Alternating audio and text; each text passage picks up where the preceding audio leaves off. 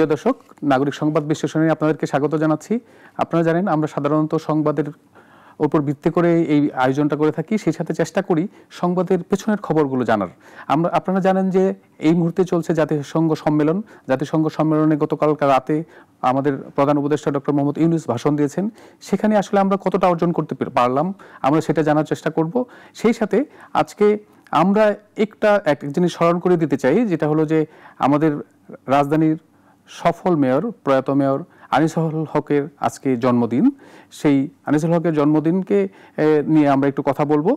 আর এসব নিয়ে কথা বলতে আজকে আমাদের সাথে আমাদের সবার প্রিয় মুখ অতিথি হিসেবে আছেন সংবাদ বিশ্লেষণে কবি হাসান হাফিজ। আপনাকে স্বাগত। ধন্যবাদ। আমরা জনাব হাসান হাফিজ, আমরা শুরুতেই একটু আমরা যেহেতু আজকে আমাদের শ্রদ্ধেয় আনিসুল হকের জন্মদিন, উনি ঢাকাকে একটা চেঞ্জ করার জন্য নানা ধরনের পদক্ষেপ নিয়েছিলেন। আপনিও তার সাথে অনেক মেশার সুযোগ হয়েছে। আপনি যদি একটু তার সম্পর্কে বলতেন যে এই কাজগুলো কেমন করেছিলেন বা কি করা উচিত, বা অন্যরা কি সেটা বহন করতে পারছেন কিনা।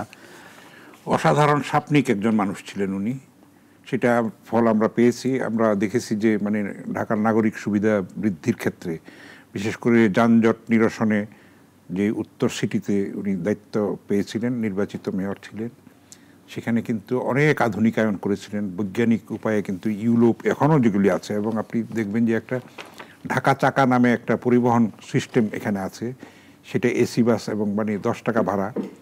এই মুহূর্তে কত আমি জানি না, কিন্তু সেটা খুবই জনপ্রিয় ছিল এবং সাকসেসফুল একটা মডেল উনি তৈরি করেছিলেন। আমাদের দুর্ভাগ্য যে আমাদের মাঝে ওনাকে আমরা বেশি দিন পাইনি। তাহলে আমরা সত্যিকারের একটা তিলোত্তমা ঢাকা মহানগরীর একটা মডেল, বিশ্বের রোল মডেল আমরা তৈরি করতে পারতাম। কিন্তু খুবই দুর্ভাগ্য যে তার মতো একজন সফল, উদ্যমী, স্বপ্নিক এবং আমি বলবো কি মানে আস্থা এবং মানে একটা সত্যিকারের মহানগরী গড়ে তোলার যে রূপকার আর কি উনি, সেটা কিন্তু উনি অনেকখানি সফল হয়েছিলেন। আমি এটাও জানি যে অধ্যাপক আবদুল্লাহ আবু সাইদের সঙ্গে কিন্তু শিল্পীদের কল্যাণে উনি একটা উদ্যোগ নিয়েছিলেন, সেটাও ওনার মৃত্যুর ফলে এটা মাঝপথে থেমে যায়। আরও আমার সৌভাগ্য হয়েছিল যে 1994 সালে মহানায়ক দিলীপ কুমার যখন ঢাকায় এসেছিলেন, আমি তখন দৈনিক বাংলার সিনিয়র রিপোর্টার ছিলাম। আমার সুযোগ হয়েছিল 5 দিন যেই সফরে ছিলেন ম্যাক্সিমাম অনুষ্ঠান কভার করার। আমি তার একান্ত সাক্ষাৎকারও নিতে পেরেছিলাম। সেটা যখন আমি দিলীপ কুমারকে এক অনুষ্ঠানে বললাম যে তোমার একটা ইন্টারভিউ নিতে চাই, তো উনি বললেন যে তুমি আনিসুল হকের সঙ্গে যোগাযোগ করো।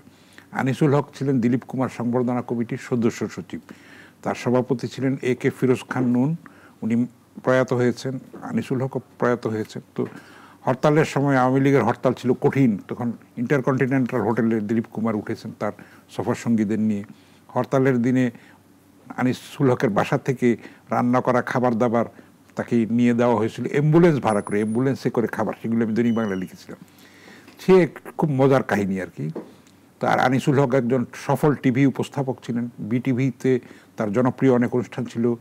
এখন বলে একটা অনুষ্ঠান ছিল, না বলা কথা, বলা না বলা ছিল, সেটা খুবই জনপ্রিয় ছিল। উনি অনেক স্মার্ট ছিলেন এবং তার সুললিত বাচনভঙ্গি, তার শব্দ চয়ন, উপস্থাপনার শৈলী অসাধারণ ছিল। আমরা এখন নতুন প্রজন্মের কিন্তু তার কাছ থেকে অনেক শিক্ষণীয় আছে। সিটি কর্পোরেশনেরও তার আরব্ধ কাজ, যেগুলি অসমাপ্ত কাজ, সেগুলি কিন্তু সিনসিয়ারলি করা উচিত, কারণ উনি করে দেখিয়েছেন যে এগুলি করা সম্ভব। এত আবর্জনার শহর এবং এত জনবহুল একটা শহর, সমস্যার ভারে জর্জরিত, সেখানে কিন্তু অনেকখানি পরিকল্পিত শহর নগরায়ন উনি করতে পেরেছিলেন এবং মৃত্যু সেটা থামিয়ে দেয়। আমাদের এটা দুর্ভাগ্য যে আমরা যদি তাকে আরও কয়েক বছর পেতাম, তাহলে সত্যিকারের একটা স্বপ্নের মহানগরী আমরা পেতে পারতাম। জি, ধন্যবাদ জনাব হাফিজ সাহেব। আপনিও স্বপ্ন দেখেন, আমরা জানি যে আপনিও তার স্বার্থী ছিলেন, যে তার যে স্বপ্ন বাস্তবায়নে আমরা এই যখন 2024 সালে একটা গণপরিবর্তন আসলো, দেশের নতুন প্রজন্মর হাত ধরে আরেকটা পরিবর্তন আসলো, সেই সময়টায় আমরা ডক্টর ইউনূস সাহেবকে ঘিরেও এরকম একটা স্বপ্ন দেখা শুরু করলাম।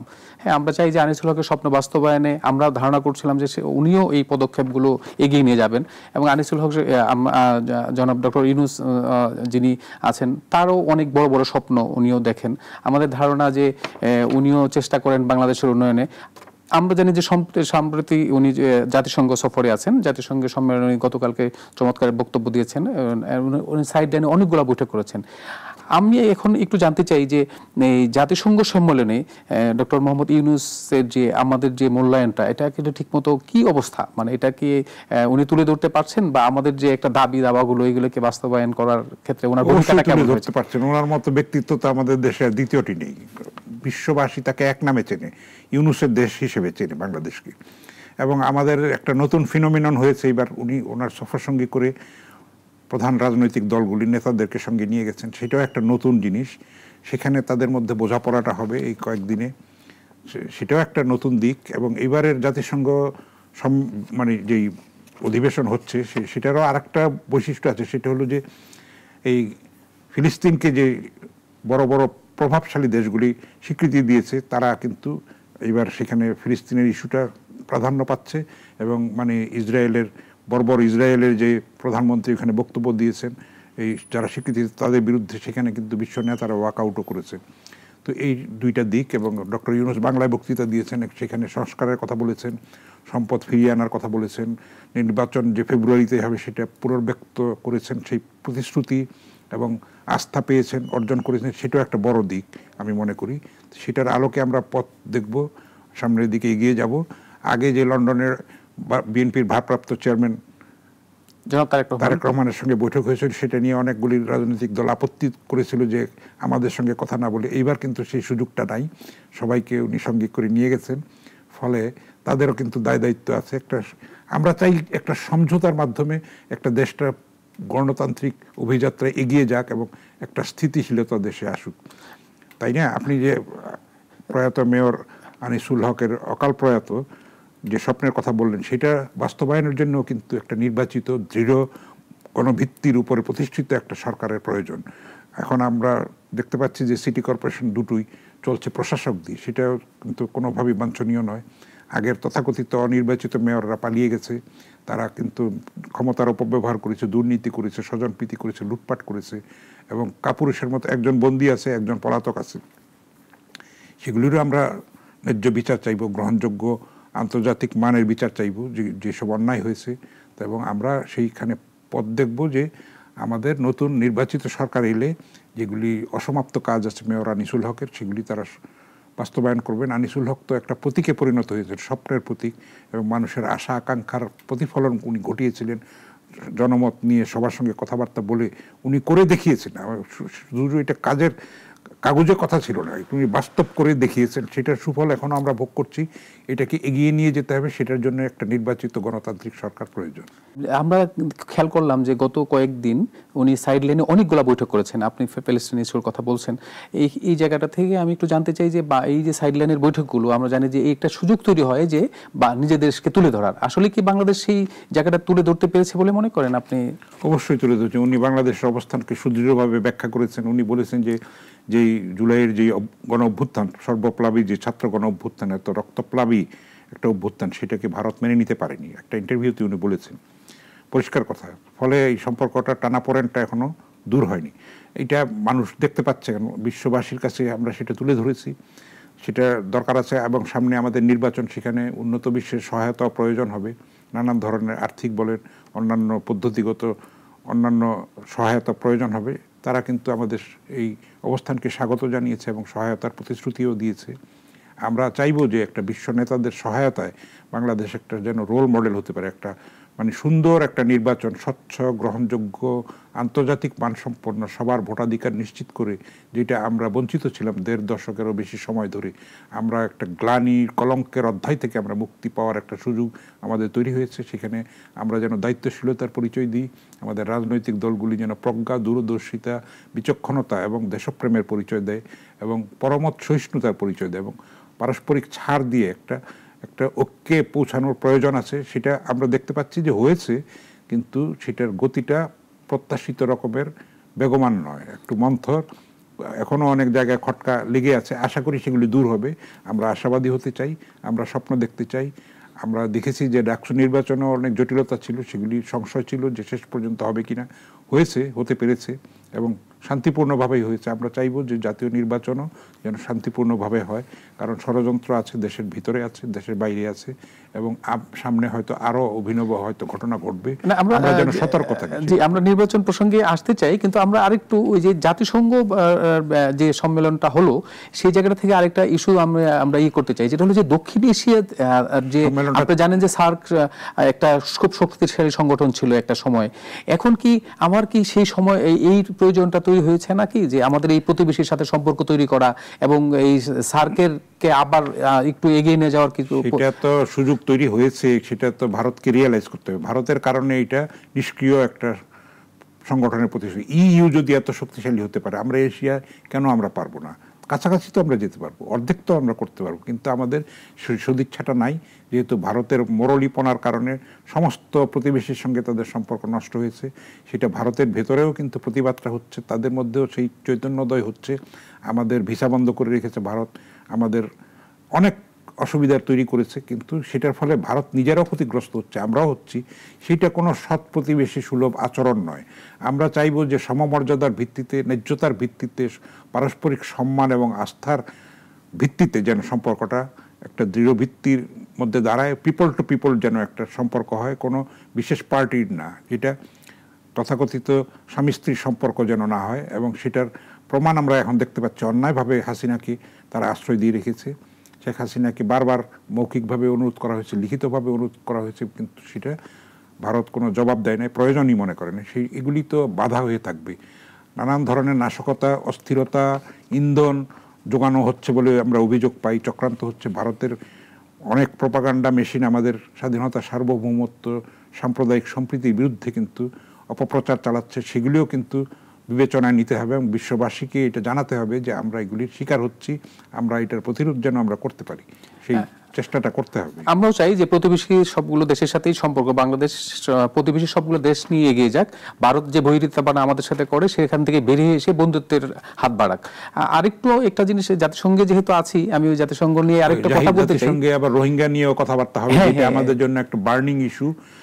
এত বড় সমস্যা এটা। প্রত্যেক দিন 87 জন শিশু জন্মগ্রহণ করে সেখানে রোহিঙ্গা শিবির। সেইখানে কক্সবাজারের মানুষরা যারা মূল বাসিন্দা, তারা কিন্তু নিজ ভূমে পরবাসী হয়ে আছে। তো এটা একটা বিশাল সংকট, এবং আপনি জানেন যে সেখানে অর্থ সহায়তা অনেকখানি কমে এসছে। ফলে বাংলাদেশের যে একটা দুর্বল অর্থনীতি, একটা বিশেষ করে 15 বছরেরও বেশি সময় ধরে যে রকম সম্পদ লুট হয়েছে, পাচার হয়েছে, এবং দুর্নীতি, স্বজনপ্রীতি, লুটতরাজ, দখলদারি, চাঁদাবাজি, ভয়ঙ্কর একটা সমস্ত ইনস্টিটিউশন ভেঙে পড়েছে একমাত্র আর্মি ছাড়া। আর্মি আমাদের ভরসা। তারা কিন্তু 90-এ যেরকম বিচক্ষণতার পরিচয় দিয়েছে, 24-এও দিয়েছে, দেশকে রক্তপাত থেকে, গৃহযুদ্ধ থেকে রক্ষা করেছে। আমরা আশা করি ভবিষ্যতে তারা আরও প্রজ্ঞা এবং দূরদর্শিতা, বিচক্ষণতা, সহিষ্ণুতার পরিচয় দেবে, অবশ্যই সেটা দেবে। তো এগুলির বিরুদ্ধে যে রোহিঙ্গা যে একটা বার্নিং ইস্যু, মানে 12 লক্ষ 13 লক্ষ রোহিঙ্গা, আমরা মনে আশা করি যে এই যে আমাদের যে দেন দরবার চলছে জাতিসংঘে, সেখান থেকে আমরা একটা ভালো কিছু আশা করি। কিন্তু আমার আরেকটা প্রশ্ন এখানে, যে সফরকে আমরা বলতেছি সফল বিভিন্ন জায়গায়, ঠিক আছে, কিন্তু এই যে একটা অপ্রীতিকর ঘটনা ঘটলো, আপনিও জানেন যে যখন আমাদের যে প্রতিনিধি যারা দল গেলেন, সেখানে কিন্তু এক ধরনের অপ্রীতিকর ঘটনা তৈরি করা হলো।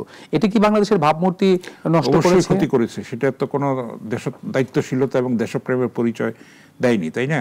সেখানে একটা মানে এমন একটা অবস্থা তৈরি করলো, বিশৃঙ্খলা তৈরি করলো, দেশের কালিমা লিপ্ত হলো দেশের ভাবমূর্তিটা। সেটা খুবই অনভিপ্রেত এবং দুঃখজনক এবং নিন্দনীয়। তো বাংলাদেশের রাজনীতি করুক, তারা সেইভাবে করুক, কিন্তু এইরকম অন্যায়ভাবে যেটা দলীয় কার্যক্রম নিষিদ্ধ আছে, সেখানে আমরা দেখতে পাচ্ছি যে নাশকতার ক্ষেত্রে তারা নানানভাবে জড়িত। সেগুলিও কিন্তু বিচারের আওতায় আনতে হবে। আমাদের পুলিশ যখন ঘুরে দাঁড়াবে সত্যিকার অর্থে, আবার সেরকম পুলিশ বাহিনীটাকেও ধ্বংস করে দেওয়া হয়েছে। 2 স্তর 3 স্তরে গোপালগি পুলিশ ঢুকিয়ে, তারপরে বসংবদ আমলাতন্ত্র তৈরি করে ক্ষমতা কুক্ষিগত করে রাখার জন্য হেন কাজ নাই যেটা তারা করে নাই। সেগুলির কলুষ থেকে, গ্লানি থেকে, আবর্জনা থেকে, অভিশাপ থেকে, কলঙ্ক থেকে জাতিকে মুক্ত করতে কিন্তু সময় লাগবে। 1 বছর যথেষ্ট সময় না। আশা করি নির্বাচিত সরকার এসে সেগুলির একটা অ্যাড্রেস করবে, এই সমস্যাগুলি দূর করবে। আমরা সেই আশাবাদী হতে চাই। একটা কথা বলতে চাই যে এই মুহূর্তে একটা নানা ধরনের সমীকরণ চলছে নির্বাচন নিয়ে। কেউ বলছে যে বিএনপির সাথে এনসিপির জোট হচ্ছে, কেউ বলছে জামাতের সাথে এনসিপির জোট হচ্ছে, কেউ বলছে যে না এটা না, নতুন করে আমাদের যে আরেকটা এনসিপি কারোর সাথেই যাবে না। এই ধরনের একটা সমীকরণ চলছে। আপনি কি মনে করেন যে সামনে আসলে কি হতে যাচ্ছে রাজনীতিতে? এটা এখনই তো, এটা প্রতিদিনই বদলাচ্ছে। ভিতরে ভিতরে প্রকাশ্যে অপ্রকাশ্যে কথাবার্তা হচ্ছে, সমীকরণ হচ্ছে, মেরুকরণ হচ্ছে, নানান বার্গেনিং হচ্ছে, সিটের নিয়ে দর কষাকষি হচ্ছে, কে কোনখানি আসন পাবে, কতখানি ছাড় দেবে, এগুলি নিয়ে কথাবার্তা হচ্ছে। এগুলি চলতেই থাকবে। একটা পর্যায়ে তফসিলি ঘোষণা হয়নি, তো সেটা এখনই it's too early two comment. তো এটা হবেই, রাজনীতিতে এটা হয়ই। আমরা চাই যে একটা শক্তিশালী বিরোধী দল আসুক এবং তারা সরকারের ভুল ত্রুটি, গণতান্ত্রিক যেটা সংস্কৃতি সেটা চর্চাটা যেন করে এবং গণতন্ত্রের চর্চাটা যেন বিকশিত হয়, এই সংস্কৃতিটা যেন লালিত হয়, বর্ধিত হয়। আমাদের সবাই যেন আমরা সেই পথে আমরা এগিয়ে যাই। এবং এটা একটা অনেক দিন ছিল না, দেশে অনুপস্থিত ছিল, ফলে রাতারাতি আমরা কিছু আশা করতে পারবো না। যেহেতু একটা জবাবদিহিতামূলক নির্বাচন হতে যাচ্ছে। আপনি আগে তথাকথিত ভোট করে আপনি শহরেই থাকতেন, তারপরে টাকা পয়সা চুরি করতেন, স্বজনপ্রীতি করতেন, ক্ষমতার অপব্যবহার করতেন, দাপট দৌরাত্ম্য দেখাতেন, ভোটারদেরকে কোনো কেয়ার করতেন না। যেহেতু আপনি রাতের ভোট করেছেন, যেহেতু আপনি ডামি নির্বাচন করেছেন, যেহেতু বিনা প্রতিদ্বন্দ্বিতার নির্বাচন করেছেন, এখন গুণগত একটা পরিবর্তন আসতে যাচ্ছে। ফলে ভোটারকে কিন্তু সমীহ করতে হবে। সেখানে রাজনৈতিক দল যারা সেইভাবে আস্থা তৈরি করতে পারবে, তারুণ্যদীপ্ত সততার বিচারটা করবে, মানুষ আস্থাটা রাখবে। আপনি আগের মতো করলে তো হবে না। কালো টাকার মালিক টাকা জোরে তো ভোট কতখানি কিনে ফেলতে পারবে, তাই না? সেগুলিও আমাদের সচেতন হওয়া দরকার। নির্বাচন কমিশনও এর মধ্যে দৃঢ়তার পরিচয় দিতে পারছে, আমরা দেখতে পাই। একটা মেরুদণ্ড সম্পন্ন আমরা নির্বাচন কমিশন চাই, যেটা এতকাল ছিল না। বসংবদ, মানে কি বলবো, মানে আনুগত্যে ভরপুর এবং অন্যায়ভাবে তারা যেটা আপনি একটু আগে বলছিলেন যে আমলাতন্ত্রের যে বেড়াজালে, আসলে আমলাতন্ত্ররাই আমাদেরকে এর আগের যত সরকারকে ক্ষমতা নিয়ে আসার চেষ্টা করে, ক্ষমতায় টিকে থাকার জন্য তাদেরকে গলা পর্যন্ত খাইয়ে অন্যায় সুযোগ সুবিধা দিয়ে এইটা নষ্ট করেছে, ধ্বংস করেছে। ফলে আপনি দেখেন যে, মানলাম যে এই উপদেষ্টাদের মধ্যে অনেকের না হয় প্রশাসনিক অভিজ্ঞতা নাই, দৃঢ়তা নাই, কিন্তু আমলাতন্ত্র তো পুরনো।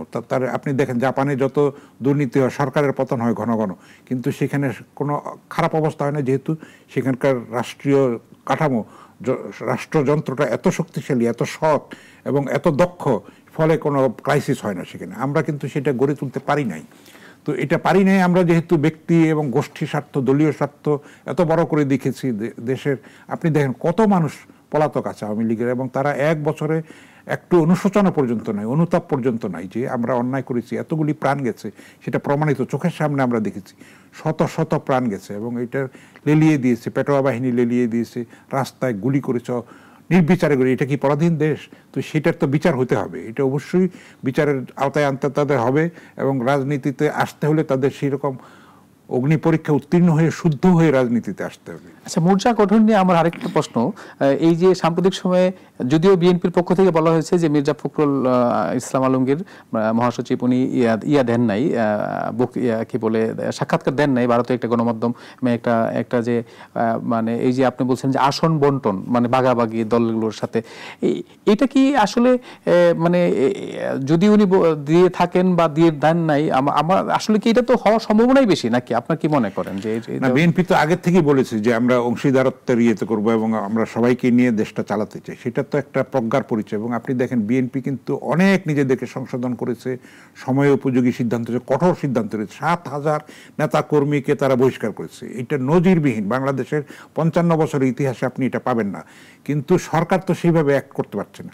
বিএনপির হাতে তো ফৌজদারি এগুলির কার্যকর শাস্তি দেওয়ার কোনো, বহিষ্কার করে দিয়ে তার এর বেশি কিছু করতে পারে না। কেউ যদি অপরাধ করে, সরকারের উচিত, প্রশাসনের উচিত, পুলিশের উচিত সেটা বিচার করা, বিচার ব্যবস্থার মাধ্যমে আনা, কিন্তু সেটা হচ্ছে না। এইসব যে মব হচ্ছে, এইসব দৃষ্টান্তমূলক যদি এক একটা শাস্তি হতো, তাহলে কিন্তু অনেকখানি কমে যেত। এবং আমাদের জনগণেরও আমরা সেই ভূমিকাটা পালন করতে পারছি না। কোথাও মব হলে আমরা কি করি, মজা দেখি, দৃশ্য দেখি, ভিডিও করি, ভাইরাল করি, কিন্তু আমরা প্রতিরোধ করি না।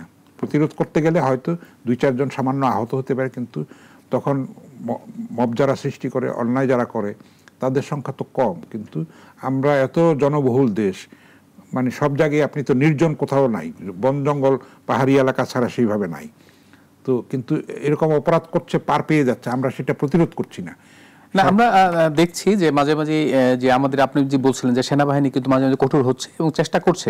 আমাদের আইন শৃঙ্খলা বাহিনী একটা সময় আমরা সেনাবাহিনীর কাজ না, কিন্তু এখন একটা ক্রাইসিস পিরিয়ডে তারা এই কাজটা করছে উইথ ম্যাজিস্ট্রেসি পাওয়ার, কিন্তু মূল কাজটা হলো পুলিশের আসলে এবং প্রশাসনের।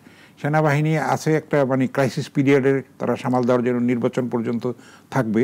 সেটা আমরা চাইবো যে একটা স্বচ্ছ নির্বাচন অনুষ্ঠানের জন্য তাদের উপস্থিতি, তাদের মানে অংশগ্রহণ, অন্তর্ভুক্তিমূলক নির্বাচন যদি হয়, সে সবাই একটা গ্রহণযোগ্যতা যেন পায়, সেরকমভাবে সবারই চেষ্টা করা উচিত।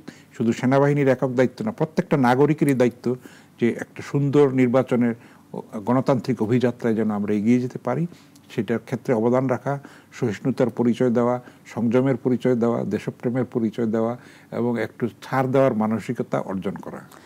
জি, ধন্যবাদ জনাব হাসান হাফিজ। আজকে আমাদের এখানেই শেষ করতে হচ্ছে।